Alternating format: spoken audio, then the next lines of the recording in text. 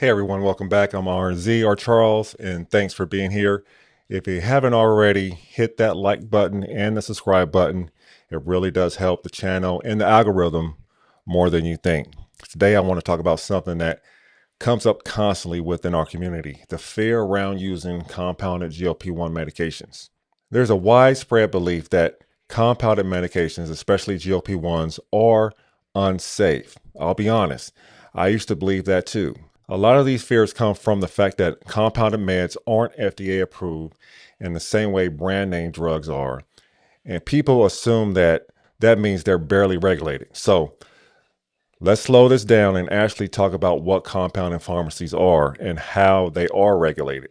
Under the Federal Food, Drug, and Cosmetic Act, there are two types of compounding pharmacies. The first is what's called a 503A pharmacy. These are your local or mail order pharmacies.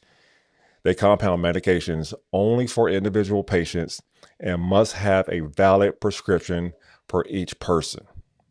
503A pharmacies are licensed and primarily regulated by state boards of pharmacy.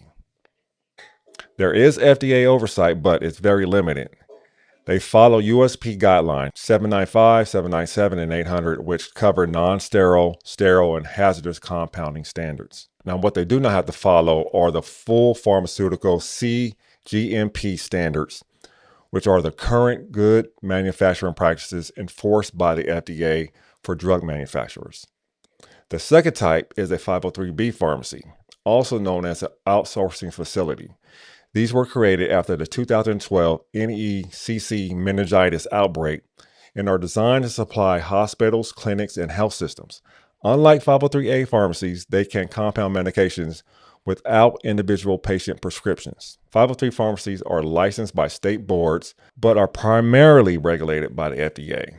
They can produce large batches, ship across state lines, and supply hospitals directly, but they can only use ingredients from FDA-approved lists. They're subject to routine and random FDA inspections and must comply with full CGMP manufacturing standards and are required to report adverse events. They're also publicly listed on the FDA's outsourcing facility registry. Now, compounded GLP-1 medications can come from either of these pharmacy types. Some get their meds from 503 pharmacies like Empower or Strive. Others get them from 503A pharmacies like Hollandale. And this is where people usually bring up the Mochi Health controversy. Now, if you don't remember or you missed it, here's the short version. Mochi Health is a telehealth company that prescribes compounded GLP-1s. At one point, they switched many of their patients to a new compounding pharmacy called Equita Pharmacy, which is a 503A pharmacy. Why? Because the owners of Mochi Health also had ownership interests in Equita Pharmacy and in the company that was importing active pharmaceutical ingredients to Equita Pharmacy. After whistleblower complaints and inspections, the State Board of Pharmacy in Washington shut them down. Now, what were the allegations? Among other things, it was alleged that unlicensed and untrained staff were compounding medications and that sterile procedures were not being followed, and that they were picking up what appears to be day laborers from Home Depot and Lowe's to compound these GLP-1 medications. There were also allegations that unapproved API-based powders imported from China were being passed off as FDA-approved U.S. source ingredients. And another disturbing allegation was that patients in the fall of 2024 may have injected medication that was contaminated with glass after the cheap vials they bought to cut costs broke during transit, and the ones that weren't broke were allegedly still used despite having glass fragments in them from the ones that did break. Now, if these allegations are true, and to be clear, these are allegations, this is what you call a bad actor. But here's the key point. The system worked. Complaints were investigated. Inspections were done. The pharmacy was shut down by the state of Washington. Now, a lot of people stop right there and say, see, this is exactly why you shouldn't use compounded GLP-1s. And I want you to hold that thought, because ProPublica, one of the best investigative journalism outfits out there, did a deep investigation into FDA-approved generic drugs and FDA-approved manufacturing facilities. which is important because 90% of all prescriptions in the United States are generics. And what they found was that the FDA has, at times, withheld information about contaminated factories and manufacturing violations. Facilities producing generic drugs that were ineffective or unsafe, and these drugs were being used to treat serious conditions like cancer, diabetes, and mental health disorders. Now let's take a look at this investigation. ProPublica's investigation spanned across multiple months. They did the first report in July of 2025. They followed that up with another report in October, and then a final report in January of this year, which is the one that caught my attention initially. So I went back and read the other ones. So let's look over these reports real quick. First up, this is from the July 2025 report. Now let's look at some of these findings from ProPublica. First, much of the factory was supposed to be sterile as an operating room, but the inspectors discovered what appeared to be metal shavings on drug-making equipment, and records showing vials of medications that were blackish from contamination had been sent to the United States. Quality testing in some cases had been put off for more than 6 months, according to the report, and raw materials tainted with unknown extraneous matter were used anyway, mixed into batches of drugs. Sun Pharma's transgressions were so egregious that the Food and Drug Administration imposed one of the government's harshest penalties, banning the factory from exporting drugs to the United States. But the agency, worried about medication shortages, immediately undercut its mission to ensure the safety of America's drug supply. A secretive group inside the FDA gave the global manufacturer a special pass to continue shipping more than a dozen drugs to the United States, even though they were made at the same substandard factory that the agency had officially sanctioned. Pills and injectable medications that otherwise would have been banned went to unsuspecting patients across the country, including those with cancer and epilepsy. The FDA didn't routinely test the medications for quality problems or use its vast repository of drug-related complaints to proactively track whether they were harming the people who relied on them. And the agency kept the exemptions largely hidden from the public and from Congress. Even others inside the FDA were unaware of the details.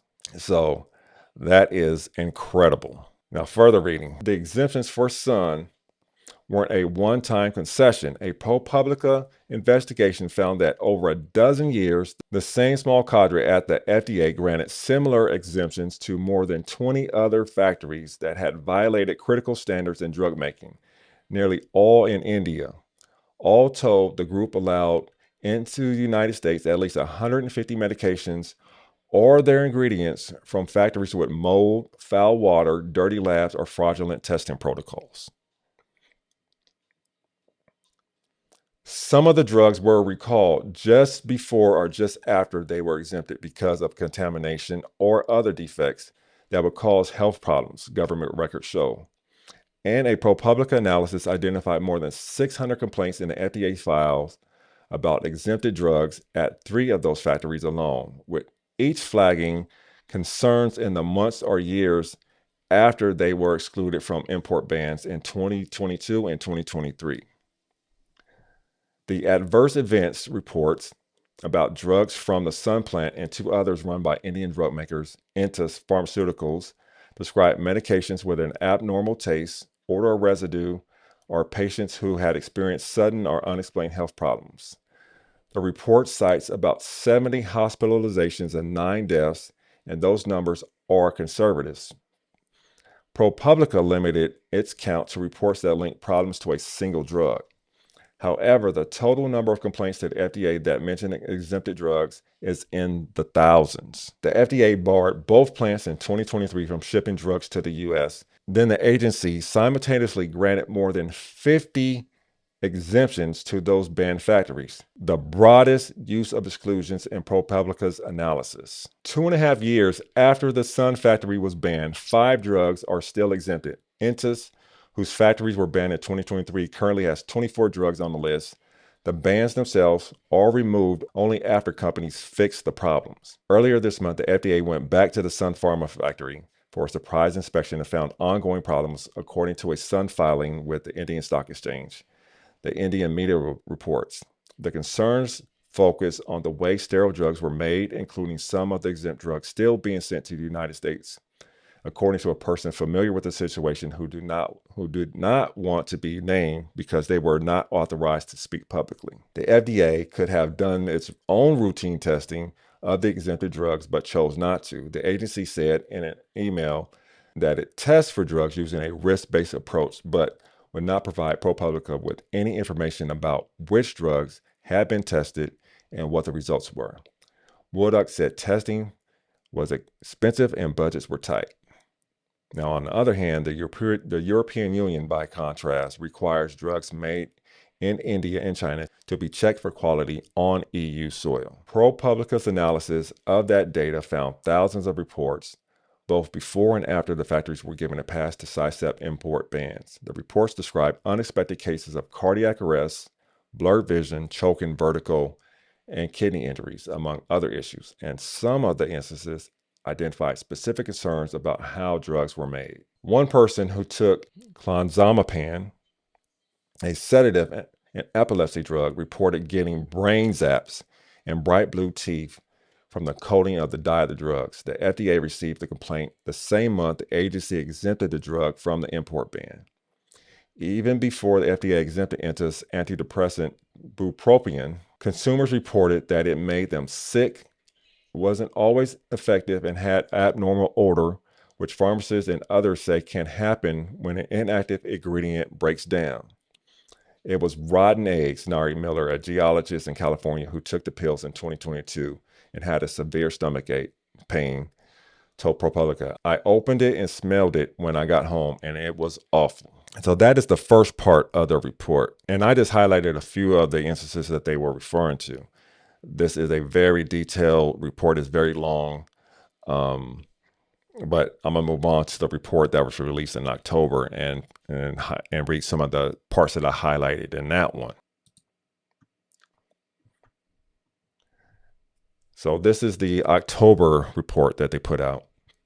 At one Indian factory manufacturing drugs for the United States, pigeons infested a storage room and defecated on boxes of sterilized equipment. At another, pathogens contaminated purified water used to produce drugs. At a third, stagnant urine pooled on a bathroom floor not far from where injectable medication was made. So that's the first one. And I want to point out that the FDA was hiding a lot of this information. And even when they released the information, they blacked out a lot of the names of these manufacturing companies to hide them from the report.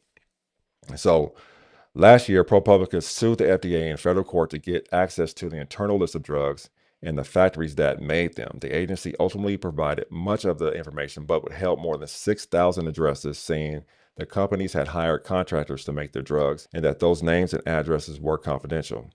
ProPublica's lawsuit is ongoing, and that was as of October of 2025. One of the most widely prescribed drugs in the United States is the generic version of Lipitor, a blockbuster statin that lowers cholesterol and prevents heart attacks and strokes.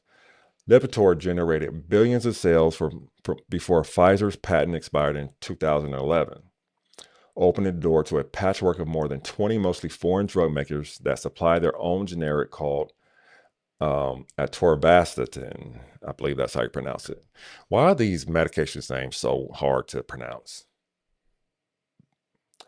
But the boon to consumers and insurers clamoring for cheaper drugs had a little known downside. FDA inspectors have found safety and quality violations over the years at about half of the plants that were approved to make atorvastatin, the government records show.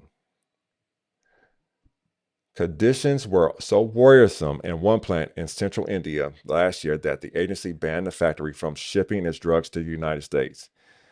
The FDA went on to give the plant an exemption that allowed the company to continue shipping atorvastatin here. So there goes that exemption again. You ban the company from shipping the medication to the United States, but then turn around and give them an exemption to ship the drug over here anyway. Manufacturing failures can be life-threatening. Dirty equipment can contaminate drugs with glass, metal, or bacteria. Poorly made drugs may not dissolve properly in the body or contain enough key ingredients. In the case of atorvastatin, the wrong dose could leave a patient with uncontrolled blood pressure. So that is the second report that I picked out some of the highlights from. Now, the final report, this was released in January 23 of this year. And a few things that I want to point out here. In Atlanta, 49-year-old John Beeler said he developed headaches and rashes on his sides, upper body, and hands after he started taking bupropion, the generic for the brand name Wellbutrin, and among the most widely used antidepressants in the United States.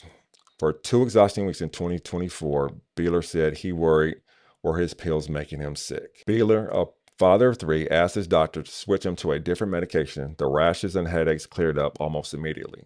When Beeler later used RX Inspector, which he found on Reddit, he learned that the pills he had been taking were made in a factory in India, cited multiple times by the FDA inspectors for poor quality manufacturing, including for shipping potentially contaminated medications to the United States. So if you think you're automatically safe just because a drug is FDA approved and comes from an FDA approved facility, if that's the gold standard, we may have a bigger problem than most people realize. Are compounded medications unsafe? Not necessarily. Are FDA approved and FDA regulated medications safe? Also, not necessarily. Now, ProPublica took their findings and they built a free searchable database called the RX Inspector. It allows patients to trace their generic medications back to the manufacturer and review the inspection history of the facility that made them. Now, I've linked the RX Inspector at all of ProPublica's reporting that I mentioned here down in the description below. So before we write off compounded medications entirely, we need to have a more honest, nuanced conversation about risk, regulation, and reality in the U.S. drug supply. Now, if you found this helpful, hit the like button, subscribe, and let me know your thoughts in the comments. I'll see you down there.